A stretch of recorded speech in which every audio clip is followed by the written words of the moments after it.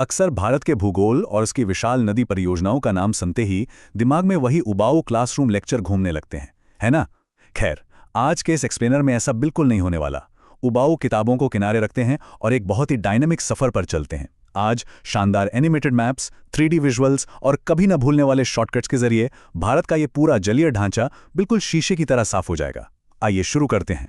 Engineering के उन भारी भरकम कॉन्सेप्ट्स में गोता लगाने से पहले एक बहुत ही बेसिक सी उलझन को सुलझा लेते हैं, क्योंकि अक्सर अच्छे खासे विशेषज्ञ भी डैम यानी बांध और बैराज के बीच के सटीक अंतर को लेकर पूरी तरह उलझ जाते हैं। क्या नदी पर बना हर बड़ा स्ट्रक्चर बांध ही होता है? बिल्कुल नहीं, और इस बुनियादी फर्क को समझना हमारे लिए बहुत ज़रूरी है।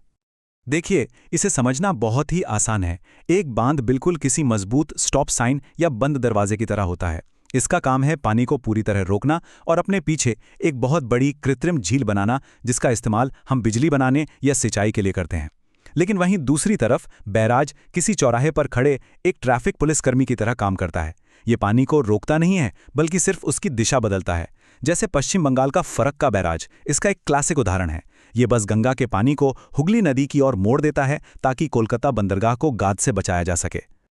अब सवाल उठता है कि ये भीमकाय ढांचे आखिर बनते कैसे हैं? मुख्य रूप से ये 3 तरह के होते हैं। पहला है गुरुत्वीय बांध या ग्रेविटी डैम, जैसे हमारा भाखड़ा नांगल। ये एक बहुत ही भारी भरकम और खर्चीली कंक्रीट की दीवार होती है जो सिर्फ और सिर्फ अपने वजन के दम पर पानी को रोकती है। दूसरा है रॉकफिल बांध, जैसे टिहरी डैम। बाहर से देखने पर यह सिर्फ मिट्टी और चट्टानों का एक पहाड़ जैसा दिखता है।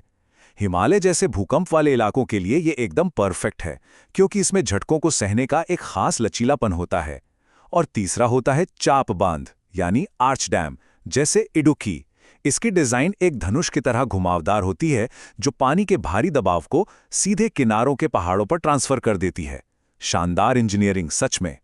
इनकी विशालता का असल अंदाजा लगाने के लिए जरा इस तुलना पर गौर कीजिए। उत्तराखंड का टिहरी बांध लगभग 260.5 मीटर्स ऊंचा है। अगर इसके ठीक सामने दिल्ली का पूरा कुतुब मीनार खड़ा कर दिया जाए ना, तो वो इस रॉकफिल बांध की ऊंचाई के सिर्फ 1/3 हिस्से तक ही पहुंच पाएगा। मिट्टी और चट्टानों से बने इस ढांचे का स्केल वाकई दिमाग घुमा देने वाला है। और हाँ, यहीं पर किताबों में छपी एक बहुत बड़ी गलतफहमी को दूर करना भी जरूरी है। अगर बात सिर्फ कुल ऊंचाई की हो रही है, तो 260.5 मीटर के साथ टिहरी भारत का सबसे ऊंचा बांध है, उसमें कोई शक नहीं। लेकिन अगर सवाल स्पष्ट रूप से सबसे ऊंचे गुरुत्वीय बांध यानी हाईएस्ट कंक्रीट ग्रेविटी डैम का है, तो वो रिकॉर्ड पंजाब और हिमाचल के बॉर्डर पर मौजूद भाखड़ा नांगल के नाम जाता है। ये पूरी तरह से बस कैटेगरी का खेल है।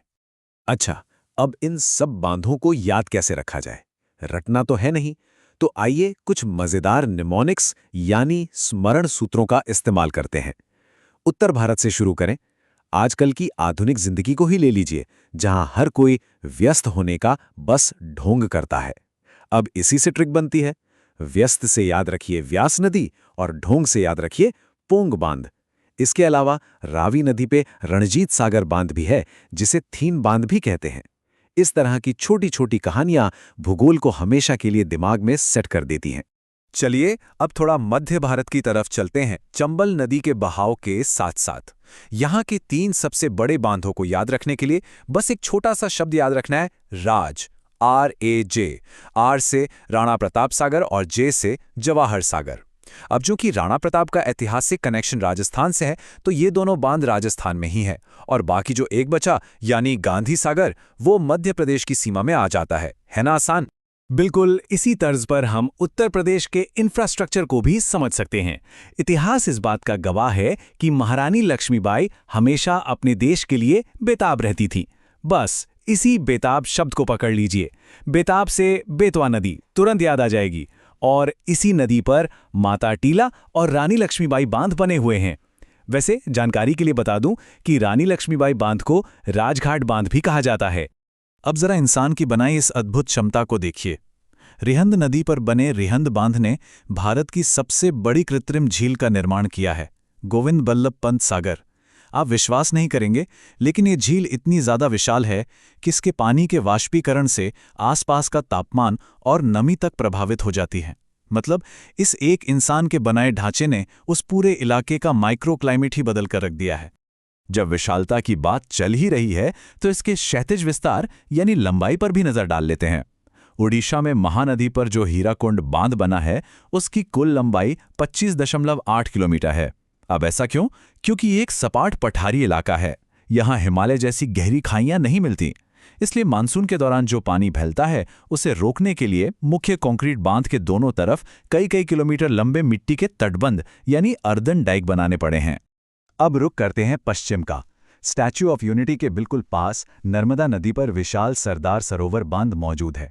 और ताप्ती नदी के बांधों को याद रखने के लिए तो एक बहुत ही सीधा सा वैज्ञानिक लॉजिक है। हम सब जानते हैं कि जब ताप यानी गर्मी बढ़ती है तो पारा ऊपर जाता है। बस इसी ताप से ताप्ती नदी याद रखिए और पारे से काकरा पार बांध, साथ ही उकारी बांध भी आपको यहीं मिलेगा। महाराष्ट्र की कठोर चट्टानों के बीच मौजूद कोयना बांध की कहानी थोड़ी डरावनी और रहस्यमयी है। ये बांध आज भी एक बहुत बड़ी वैज्ञानिक बहस का केंद्र बना हुआ है। दरअसल इसके विशाल जलाशय का पानी जमीन पर लगातार एक अथाह दबाव डाल रहा है।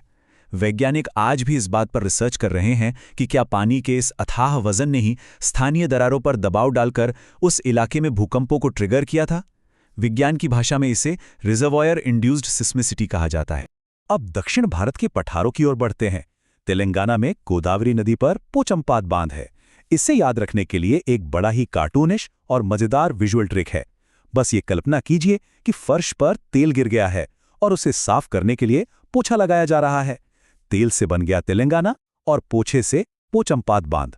सुनने में भले ही थोड़ा अजीब लग रहा हो, लेकिन सच मानिए एग्जाम के टाइम पर यही ट्रिक सबसे पहले दिमाग में क्लिक करती है। केरल की पथरीली घाटियों में मौजूद उस घुमावदार इडुक्की आर्च डैम को याद करने का भी एक ऐसा ही अनोखा तरीका है। बस खुद से ये लाइन कहिए, यार बार बार करेला खाकर मैं दुखी हो गया हूं। अब देखिए, यार से पेरियार नदी, करेला से केरल राज्य और दुखी से इडुक्की बांध, काम खत्म। आइए अब कृष्णा नदी के बहाव के साथ साथ आगे बढ़ते हैं। इस नदी सिस्टम को याद रखने के लिए तो पौराणिक कथाओं से बेहतर कुछ है ही नहीं। जैसे भगवान कृष्ण ने बचपन में माटी खाई थी तो उससे बन गया कर्नाटक का अलमाटी बांध। महाभारत में वो अर्जुन के सारथी बने थे तो वहां से तेलंगाना आंध्र के बॉर्डर वाला नागार्जुन बांध याद कर लीजिए। और चूंकि वो भगवान हैं तो आंध्र प्रदेश में उनके पवित्र नाम पर श्री सैलम बांध मौजूद है। पूरी कहानी एक फ्लो में याद हो गई। अच्छा, अब एक ऐसे कन्फ्यूजन की बात करते हैं जो सालों से न जाने कितने लोगों का सिरदर्द बना हुआ है। जब भी बात दक्षिण भारत की गंगा की आती है तो सही जवाब कावेरी नदी है, क्योंकि गंगा की ही तरह दक्षिण में इसे अत्यधिक पवित्र माना जाता है। लेकिन अगर सवाल दक्षिणी गंगा या वृद्ध गंगा का हो तो जवाब गोदावरी होगा। ऐसा इसलिए क्योंकि गोदावरी एक प्रायद्वीपीय नदी है जो उम्र में हिमालय की नदियों से भी पुरानी है। अपने इसी विशाल आकार और प्राचीन उम्र के कारण इसे बूढ़ी गंगा कहा जाता है। इस सफर को खत्म करने से पहले एक नज़र सबसे उत्तर में जम्मू कश्मीर पर भी डाल लेते हैं। यहाँ झेलम नदी पर उरी और तुलबुल बांध मौजूद हैं। इसे याद रखने का तरीका भी सीधा सा है। भारत ने इतिहास में कई बड़े हमले झेले हैं, जिनमें से एक उरी हमला भी था। झेलना से झेलम नदी को कनेक्ट कीजिए और उरी से उरी बांध को। तो इन सारे शानदार इंजीनियरिंग चमत्कारों और ट्रिक्स को समझने के बाद दिमाग में एक बहुत ही गहरी बात जरूर आती है। हमने प्रकृति को अपने कंट्रोल में करने के लिए कंक्रीट के ये विशाल मंदिर तो खड़े कर लिए, लेकिन आज के समय में जब ग्लेशियर इतनी तेजी से पिघल रहे हैं और क्लाइमेट चेंज अपना भयानक रूप दिखा रहा है, तो क्या हमारी ये कठोर नाप तोलकर बनाई गई इंजीनियरिंग प्रकृति के अप्रत्याशित प्रकोप को सच में झेल पाएगी? क्या हमें प्रकृति के साथ तालमेल बिठाने अपने तरीकों को पूरी तरह से बदलने की जरूरत है? ये एक ऐसा सवाल है जो हम सब तो लंबे समय तक सोचने पर मजबूर करेगा।